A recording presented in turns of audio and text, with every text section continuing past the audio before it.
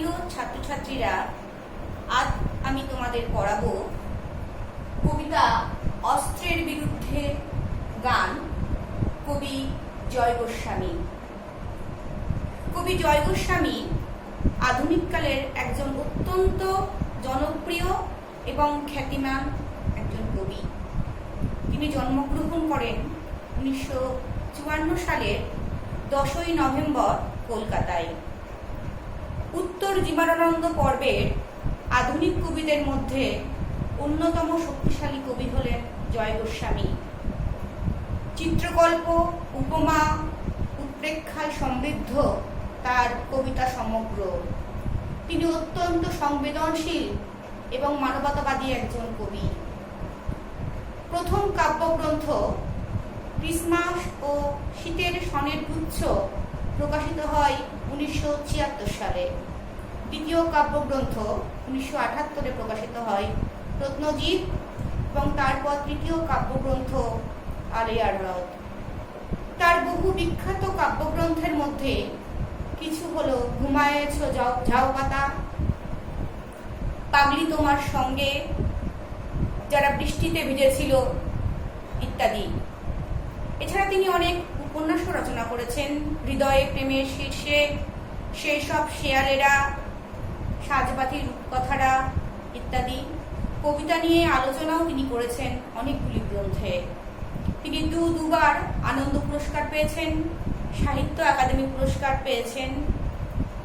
আমরা আজ জয় গোস্বামীর কবিতা অস্ত্রের বিরুদ্ধে গান কবিতাটি পড়ব। কবিতাটি নেওয়া হয়েছে তার বিখ্যাত কাব্যগ্রন্থ পাতার পোশাক থেকে। পাতার পোশাক কাব্যগ্রন্থে 55টি কবিতা আছে, তার মধ্যে 20 সংখ্যক কবিতা অস্ত্রের বিরুদ্ধে গান।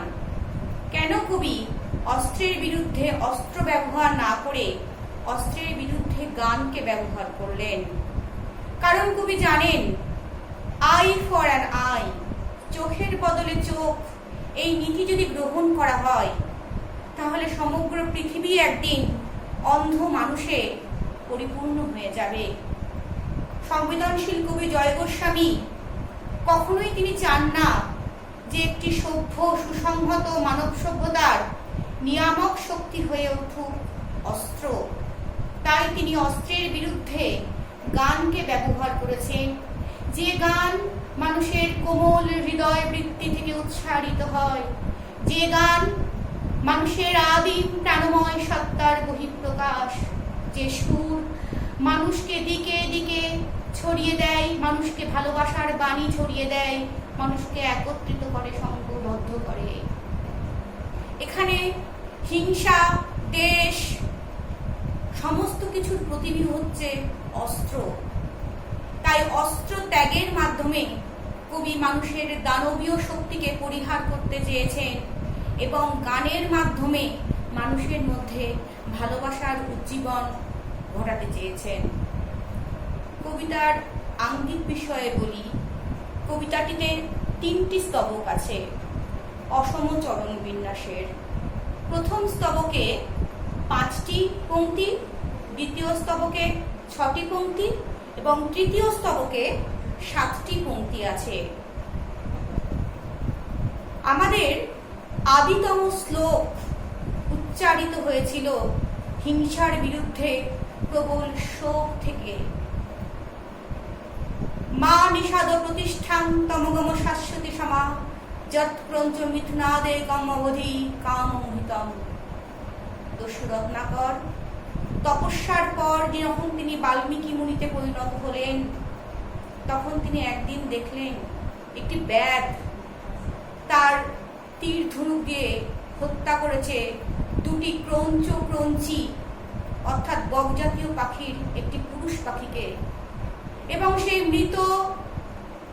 সেই ক্রঞ্চ পাখির চারিদিকে ঘিরে ঘিরে আর্তনাদ করে করে উঠছে সেই স্ত্রী পাখিটি। বাল্মীকি মুনি অসম্ভব আহত হলেন এবং উচ্চারিত হলো আদিতম শ্লোকটি, অর্থাৎ ব্যাধের হিংসা বৃত্তির বিরুদ্ধে লিখিত হলো শ্লোক। এই বোধহয় সূচনা। এরপর যুগে যুগে আমরা দেখব যেখানেই যুদ্ধ সেখানেই শান্তির বার্তা নিয়ে হাজির হয়েছে গান। অস্ত্র একটি বিশেষ্য পদ। অস্ত্র হলো যা ক্ষেপণ করে হত্যা করা হয়। আমাদের প্রাচীন কাল থেকে নানা রকমের অস্ত্র ব্যবহৃত হয়। তীর, ধনুক, তরবারি, বর্ষা, বল্লম ইত্যাদি নানা রকমের অস্ত্র। কিন্তু যত সভ্যতা এগিয়েছে, মানুষ যত উন্নত হয়েছে, তত বিজ্ঞানকে কাজে লাগিয়ে মানুষ অস্ত্রকে আরো শক্তিশালী করেছে, অস্ত্রকে আরো উন্নত করেছে। কিভাবে এখন এক এক মুহূর্তে লক্ষ লক্ষ মানুষের প্রাণ নিয়ে নেওয়া যায়। গোটা পৃথিবীর সমস্ত দেশগুলি একে অপরের বিরুদ্ধে অস্ত্র সঞ্চয় করছে। মারণাস্ত্র, তীব্র মারণাস্ত্র, যে মারণাস্ত্রে লক্ষ লক্ষ মানুষ মুহূর্তে শেষ হয়ে যাবে। এখন কোন দেশ কত শক্তিশালী তা পরিমাপ করা হয়। তার তুলে কত রকমের অস্ত্র আছে, কত পারমাণবিক অস্ত্র আছে, কত জীবাণু অস্ত্র আছে, কত ক্ষেপণাস্ত্র আছে, কত রকেট লঞ্চার আছে। মেধা নয়, সংস্কৃতি নয়, সভ্যতা নয়, ঐতিহ্য নয়, কৃষ্টি নয়, কার হাতে কত অস্ত্র, গোপনে কে কত বেশি অস্ত্র পরীক্ষা করছে, তা দিয়েই নির্মিত হয় আমাদের আধুনিক পৃথিবীতে কোন দেশ কত শ্রেষ্ঠ, কত সভ্য। লজ্জা লাগে আমাদের। কবি জয় গোস্বামী তিনি দেখেছেন গোটা পৃথিবী রণ, রক্ত, হিংসায় ক্লান্ত, রক্তে ভেসে যাচ্ছে চারিদিক। সেই কুরুক্ষেত্রের যুদ্ধ, সিংহাসনের জন্য মানুষ মারা যাচ্ছে, সবে পরিণত হচ্ছে। কলিঙ্গের যুদ্ধ, অশোক রক্তগঙ্গা বইয়ে দিচ্ছেন। ঔরঙ্গজেব তিনি সিংহাসনের জন্য তার ভাইদের হত্যা করছেন। এই ক্ষমতা দখলের লড়াই, সিংহাসন দখলের লড়াই, এই হচ্ছে আমাদের ইতিহাস। আমরা ইতিহাস বইতে পাতার পর পাতা শুধু যুদ্ধের বর্ণনা করি, যুদ্ধের কথা করি। কে কত বেশি মানুষ মেরেছেন, কে কত বেশি বীর, তার গল্প আমরা পড়ি। দ্বিতীয় বিশ্বযুদ্ধ, এইরকম মারাত্মক যুদ্ধ এর আগে কোনোদিন হয়নি। প্রায় 30টির বেশি দেশ এই দ্বিতীয় বিশ্বযুদ্ধে জড়িয়ে পড়েছিল, মারা গিয়েছিল 10 কোটির বেশি মানুষ। মনে পড়ে আমাদের সেই দিনটাকে, 1945 সালের 6ই আগস্ট এবং 9ই আগস্ট জাপানের হিরোশিমা নাগাসাকির উপর বর্ষিত হলো পারমাণবিক বোমা। লিটল বয় আর ফ্যাট ম্যান, 3 লক্ষের মতন মানুষ এট এ টাইম মারা গেল, একসঙ্গে মারা গেল। তারপর পার্শ্ব প্রতিক্রিয়ায় আরো 2.5-3 লক্ষ মানুষ মারা গেল। এবং শুধু তাই নয়, সেই পারমাণবিক অস্ত্রের যে ক্ষমতা, তা আরো পরবর্তীকালে পঙ্গু, বিকলাঙ্গ শিশুদের জন্ম দিতে লাগলো বছরের পর বছর ধরে। কবি জয় গোস্বামী লিখছেন মা নিষাদ কবিতা। এই কবিতায় তিনি বলছেন, কেন মানুষ এমন করে, কেন মানুষ অস্ত্রে ধ্বংস করে দেয় সবকিছু। কারণ প্রতিবেশী তার জমিটি আমার চাই, প্রতিবেশী গ্রাম আমার অধীনে থাক, প্রতিবেশী রাজা আমাকেই কর দিক, আমার অস্ত্রে প্রতিবেশী ভয় পাক। প্রতিবেশীরা কি এই পৃথিবীতে থাকে? তাদের বাতাসে, তাদের রৌদ্রে জলে আজ যদি বিষ মেশাতে বলি তোমাকে, মেশাবেই তুমি ছলে বলে কৌশলে। সে ষড়যন্ত্র কৌশল লোফালুফি উন্নতি করে প্রহরী বসানো ঘরে। ধীশক্তি মেধা বিজ্ঞান চুপি চুপি বুকে হেঁটে গিয়ে মাটিতে গর্ত করে। তুমি কত সালে জন্মেছ হে বিজ্ঞানী, কত সালে তুমি জন্মেছ হে শাসক? তোমাদের ঘরে ছেলে পুলে জন্মেছে, ঠিকঠাক আছে নাক, মুখ, হাত, চোখ? এরপরেই কবি জয় গোস্বামী লেখেন, অস্ত্র মাটিতে অস্ত্র আকাশগামী, দিগন্ত রাঙা অস্ত্রের মহিমায় রাঙা সূর্যের কিরণ পড়েছে জলে, গ্রন্থ সাহেব নদী জলে ভেসে যায়। অস্ত্রের মহিমা, অস্ত্রের ঝনঝনানি, অস্ত্রের বিরুদ্ধে তিনি লিখছেন যে অস্ত্রের জন্য এই পৃথিবীতে শান্তি সবকিছু নষ্ট হয়ে যাচ্ছে, ধ্বংস হয়ে যাচ্ছে, আমাদেরকে রক্ষা করতে হবে। তাই তিনি কবিতার প্রথম লাইনেই আমাদের কাছে আবেদন জানাচ্ছেন, অস্ত্র ফেলো, অস্ত্র রাখো পায়ে। অন্তরের অসুয়া, বিদ্বেষ, হিংসা, লোভ, এই সব কিছুর প্রতিভূ যে অস্ত্র, সেই অস্ত্রকে তিনি বিসর্জন করতে বলছেন, এই অস্ত্রকে তিনি ত্যাগ করতে বলছেন। এই অস্ত্র ত্যাগ অর্থাৎ মানুষের দানব বৃত্তির পরিত্যাগের মধ্য দিয়েই মানুষ একদিন সুস্থ হয়ে উঠবে।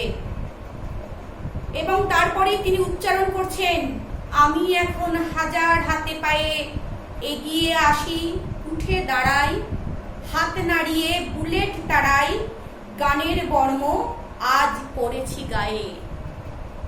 আমি এখন হাজার হাতে পায়ে এগিয়ে আসি, উঠে দাঁড়াই, অর্থাৎ তিনি বলতে চেয়েছেন অস্ত্র হয়তো একজন অসহায় মানুষকে ভয় সন্ত্রাস জাগাতে পারে, কিন্তু মানুষের যূথবদ্ধ শক্তি, বহু মানুষ একত্রিতভাবে যদি অস্ত্রের বিরুদ্ধে এগিয়ে আসে, তবে সেই অস্ত্রকেও পরাজয় মানতে হয়। মানুষের শুভ শক্তির একত্রীকরণ অস্ত্রের যে বিনাশক শক্তি তাকে ধ্বংস করতে পারে। কবি আর একা নন, হাজার হাতে পায়ে অর্থাৎ অগণিত সাধারণ মানুষ, শান্তিকামী মানুষ, মানবপ্রেমী মানুষ আজ কবির সঙ্গে আছেন। তাই ভয় পান না তিনি। তিনি বলছেন হাত নাড়িয়ে বুলেট তাড়াই। কি অসাধারণ একটি উক্তি, হাত নাড়িয়ে বুলেট তাড়াই। আমরা হাত নাড়িয়ে মশা মাছি তাড়াই, তাহলে হাত নাড়িয়ে বুলেট তাড়ানো মানে হচ্ছে বুলেটের মতন প্রাণঘাতী যে অস্ত্র তাকেও তিনি তুচ্ছ করেন, তিনি ভয় পান না, কারণ আজ মানুষ তার সঙ্গে আছে, মানুষ একতাবদ্ধ হচ্ছে, একসঙ্গে তারা অস্ত্রের বিরুদ্ধতা করছে। তাই অস্ত্র বুলেটের মতন সাংঘাতিক প্রাণ কেড়ে নেওয়ার যে অস্ত্র, সেটাকেও তিনি তুচ্ছ জ্ঞান করছেন, হাত নাড়িয়ে বুলেট তাড়াই। এবং তারপরে লিখছেন গানের বর্ম আজ পড়েছি গায়ে। বর্ম, বর্ম হচ্ছে কবচ, রক্ষা কবচ। যখন যুদ্ধক্ষেত্রে বীরা সৈন্যরা যায় তখন কবচ পড়ে, যাতে অস্ত্র তাদের আঘাত করতে না পারে। কবি গানকেই বর্ম হিসাবে ব্যবহার করছেন, কারণ গানের মধ্যে রয়েছে সেই ক্ষমতা, গানের মধ্যে রয়েছে সেই শক্তি। আমাদের বেদের সামগান সমস্ত মন্ত্রগুলি গান হিসাবে উচ্চারিত হতো। সেই আদিম কাল থেকে সুর মানুষকে এক অন্যতর জগতে নিয়ে গেছে। বেদের সমস্ত মন্ত্র গান হিসাবে গীত হতো। এবং পরবর্তীকালে আমাদের বাংলা সাহিত্য যদি আমরা দেখি, বাংলা সাহিত্যে সমস্ত প্রাচীন সাহিত্যগুলি কিন্তু গীত হতো। সঙ্গীত মানুষকে একত্রিত করেছে, সঙ্গীত মানুষকে এক ধরনের ক্ষমতা দিয়েছে। ভাষা আলাদা হোক না কেন, গোটা পৃথিবীর বিভিন্ন জায়গার ভাষা আলাদা হলেও সুর মানুষকে একটা জায়গায় এনে দেয়। সুরের কাছে সবাই কিন্তু একত্রিত হয়, সুর মানুষের প্রাণ একসঙ্গে বেঁধে দেয়।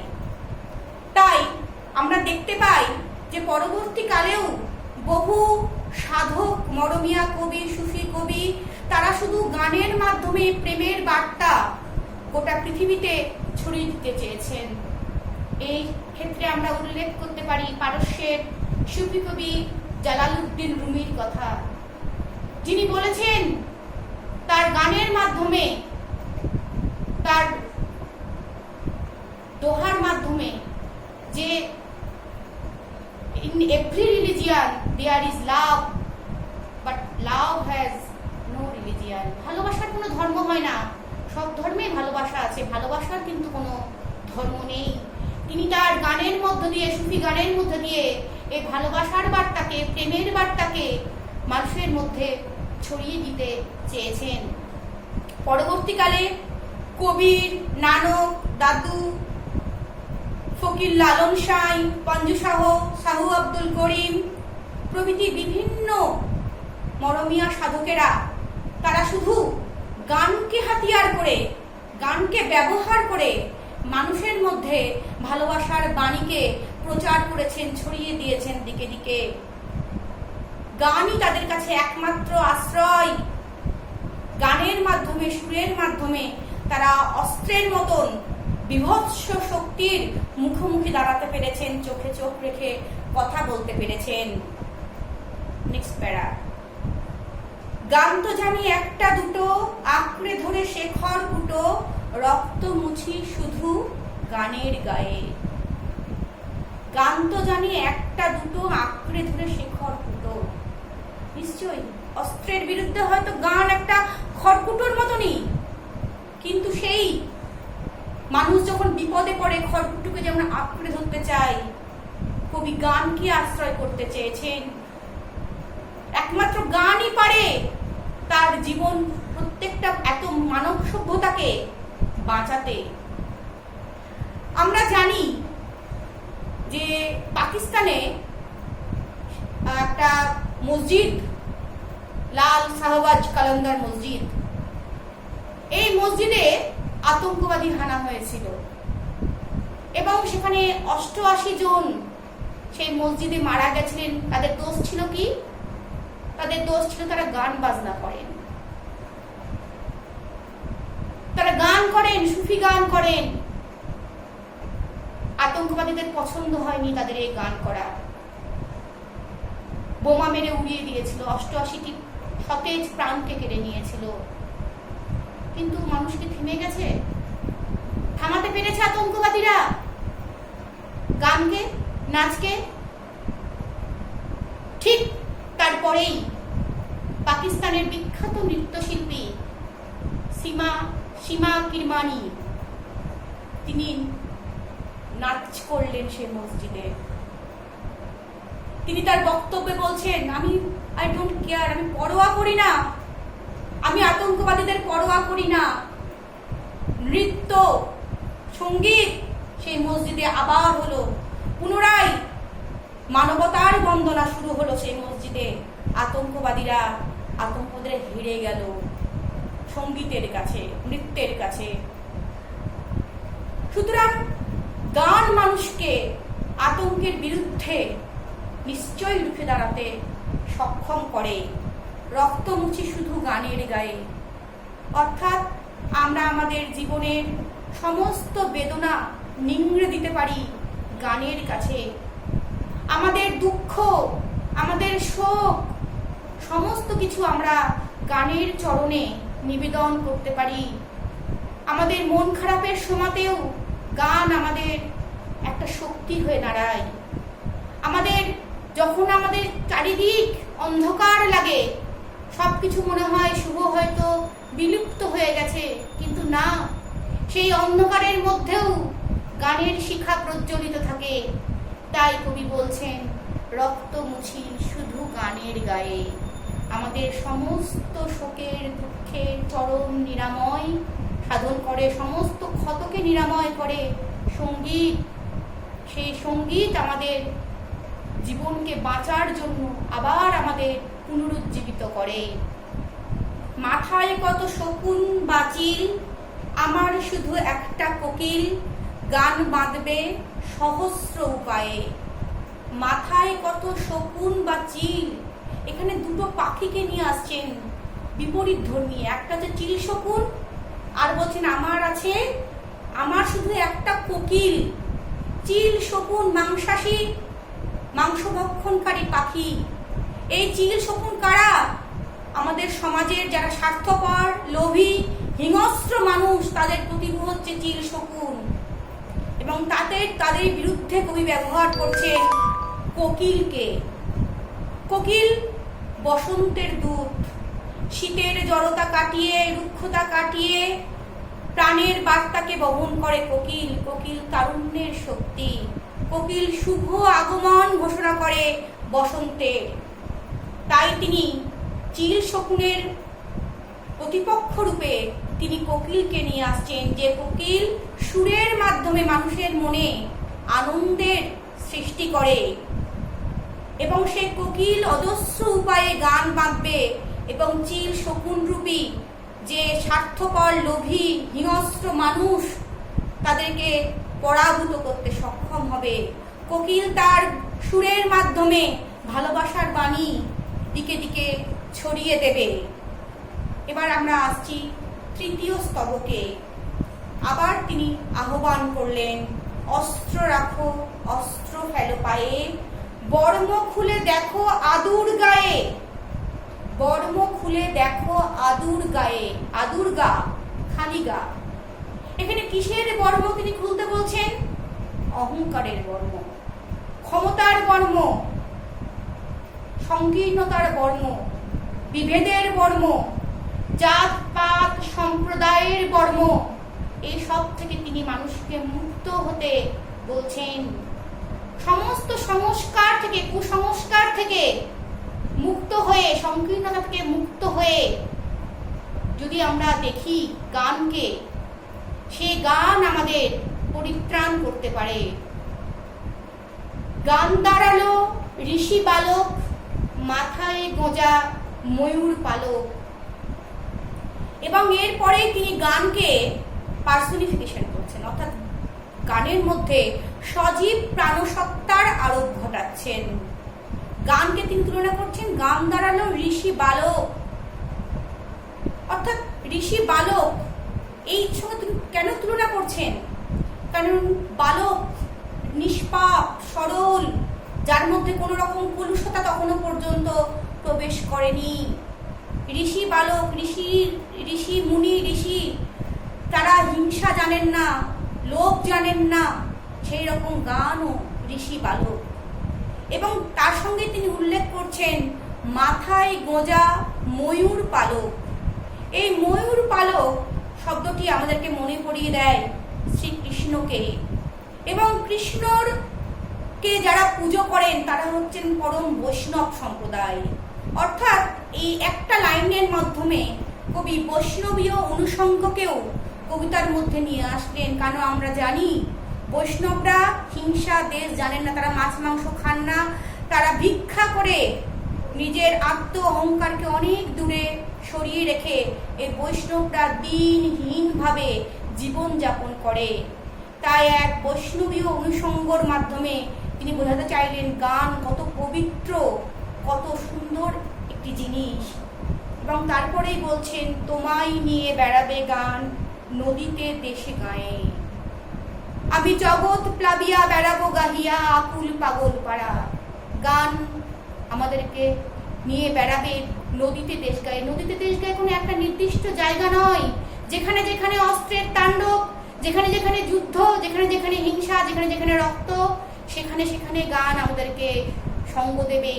এবং এই গানের মাধ্যমে আমরা উত্তীর্ণ হতে পারবো এক আনন্দময় জগতে। এবং শেষ লাইনে তিনি আবেদন করছেন আবার, অস্ত্র ফেলো, অস্ত্র রাখো গানের দুটি পায়ে।